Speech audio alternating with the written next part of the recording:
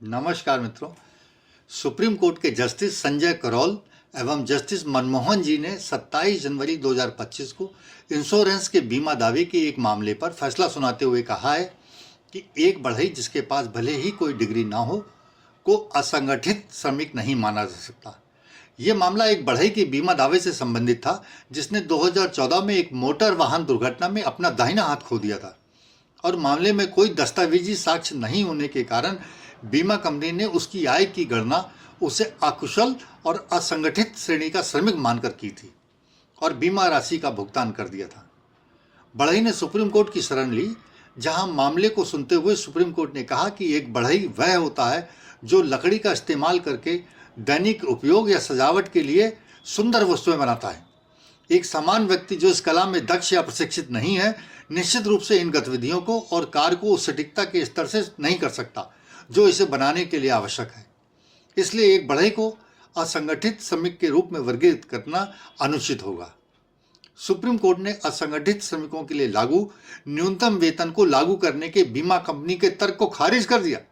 Court ने पंजाब के श्रम आयुक्त के कार्यालय द्वारा जारी उस समय के प्रचलित कुशल श्रमिकों के न्यूनतम वेतन को लागू किया।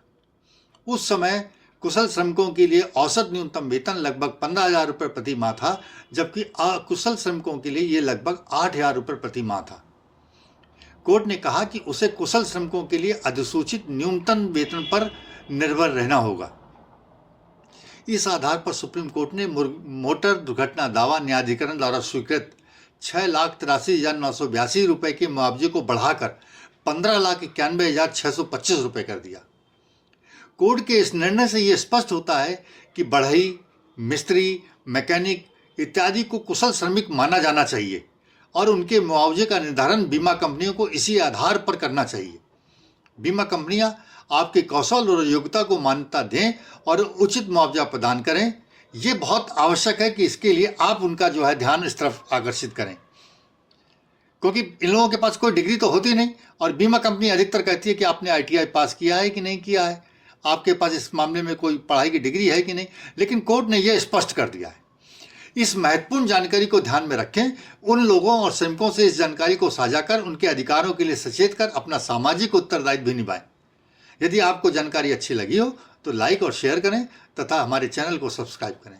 आपसे फिर मिलते हैं एक नई जानकारी के साथ। धन्यवाद।